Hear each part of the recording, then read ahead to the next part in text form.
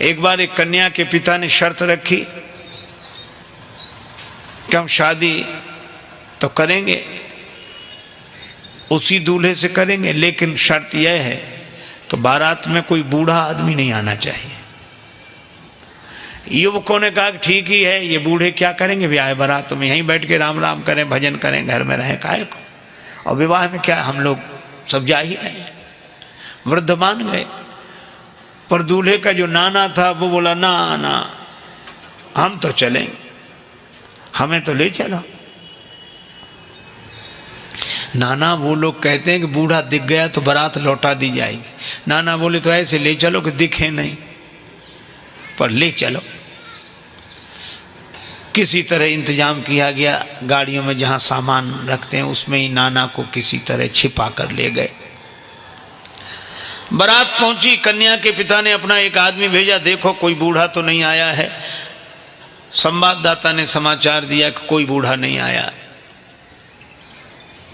तो कन्या के पिता ने एक शर्त रखी कि हम विवाह के लिए तैयार हैं, पर बारातियों को हमारी एक शर्त पूरी करनी पड़ेगी।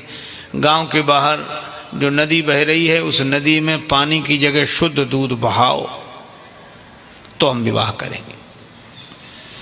अब बहुत अकल लगाई लड़कों ने, नदी में पानी की जगह शुद्ध दूध, इम्पॉसिबल, असंभव।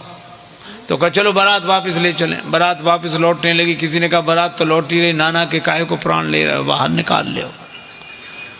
नाना से कहा कि निकल आओ। नाना बोला क्या बात है, वो कहा अब तो बारात ही वापस जा रही है। कहा क्यों? कहा वो कहते हैं कि नदी में पानी की जगह शुद्ध दूध बहाओ। नाना मुस्कुराया कि छोटी छोटी बातों पे कहीं बारातें लौटती हैं।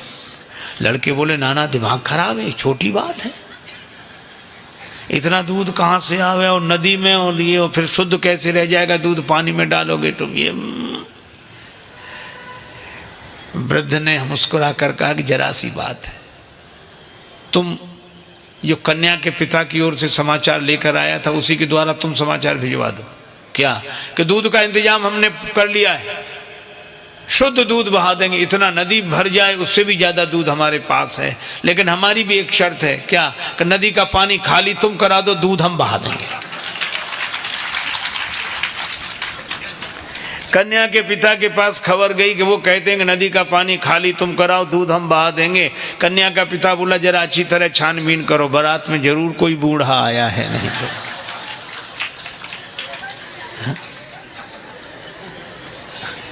वृद्धों की महिमा है। देखो आज के समय की एक घटना सुनाऊं। एक बार क्या हुआ, रेलगाड़ी के एक डिब्बे में कुछ नवयुवक विद्यार्थी चढ़े, लड़के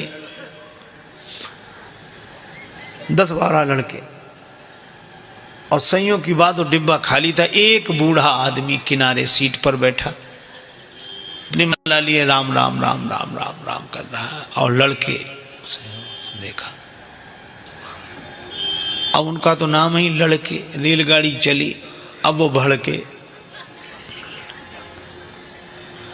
नाम ही लड़के,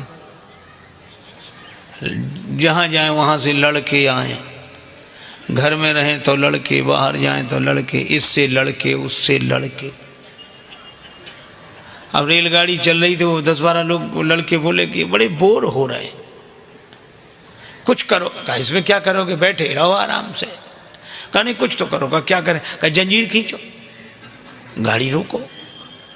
अरे कहा देखते नहीं 500 रुपये जुर्माना और 6 महीने कैद, साफ साफ लिखा, या दोनों हो सकते। तो कहा हम लोग इतने लोग हैं, 500 रुपये इकट्ठा नहीं कर सकते। कर ले। कहा फिर जंजीर खींचेंगे। अब 500 जरूरी थोड़े, किसी ने 100 दिए, किसी ने 200 दिए, 1200 रुपये हुए। और 1200 रुपये उनमें से एक मुख्य आदमी था, उसके लड़के की जेब में रख दिए और कहा कि अब जंजीर खींचो। पहले तो पैसा लगेगा नहीं, लगेगा दे देंगे, पैसा है तो पास में, खींचो। तब तक एक लड़का बोला एक नया पैसा नहीं लगेगा, जंजीर हम खींचेंगे, गाड़ी रुकेगी, अधिकारी आएंगे, नाम इस बूढ़े का लगा देंगे किसने जंजीर खींची। अब बूढ़ा बेचारा बहुत हाथ जोड़े कि भैया हमने आपका क्या बिगाड़ा बच्चों, हमें काहे को, अरे ऐसा मत करो। लड़के बोले बड़ा मजा आएगा, ये गिड़गिड़ाएगा। कुछ लोगों को इसी में मजा आता, पर पीड़न रति, दूसरे को दुख पहुंचाकर सुख पाना। और अंत में यह हुआ कि लड़कों ने जंजीर खींच दी। मुख्य चेकिंग थी, अधिकारियों को लड़के ही बुला लाए। इस बूढ़े ने जंजीर खींची, इस बूढ़े ने जंजीर खींची। अब वृद्ध बड़ा हैरान कि अगर हम कहें भी कि हमने जंजीर नहीं खींची तो मानेगा कौन?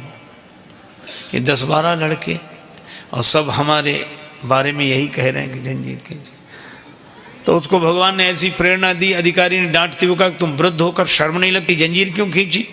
बूढ़ा बोला, साहब जंजीर तो खींची पर मजबूरी में खींची। क्या मजबूरी थी? हमारे पास 1200 रुपए थे, इन लड़कों ने छीन लिए, इसकी जेब में रखे। अब तो बूढ़े के सामने ही गिने गए थे रुपए और रखे गए।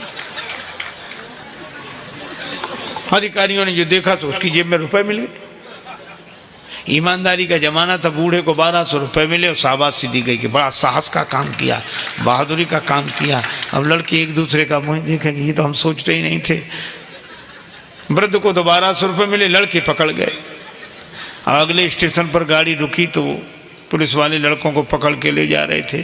तो खिड़की के पास से निकले तब बूढ़ा अपनी सफ़ेद दाढ़ी पर हाथ घुमा के बोला, ये बाल ऐसे ही थोड़े सफ़ेद हो गए, बड़े आए थे हमको फंसाने के।